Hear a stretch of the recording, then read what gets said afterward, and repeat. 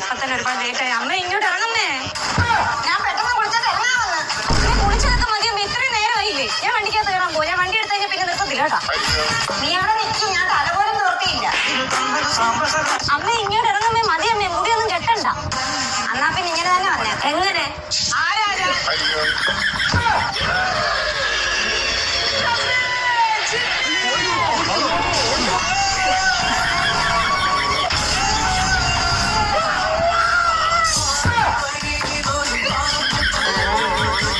പാമ്പോ? പിന്നെ അമ്മയുടെ തലയിലെന്തോ ഒരു മകുടി. ഈ തലയിൽ കൂടെ ഒഴുകി ഇറങ്ങുന്ന എന്തോ ഗംഗാജലമാണ്. ഈ മുടി കെട്ടാനും തല തുറക്കാനും സമ്മതിച്ചില്ലല്ലോ. മൂക്കിന് മുമ്പത്തെന്തോ കണ്ണു കെട്ടായിരിക്കാനാണോ? മൂക്കത്തോ? അത് നീ വെപ്രാളം പിടിച്ചപ്പോ നെറ്റിക്ക് വെക്കണം, മൂക്കത്തായിപ്പോയി. ഇപ്പൊ വണ്ടി ഇടിച്ചാണ്. ഇപ്പൊ കറക്റ്റ് സമയത്തൊന്നും ചെല്ലായിരുന്നു. പരലോകത്ത്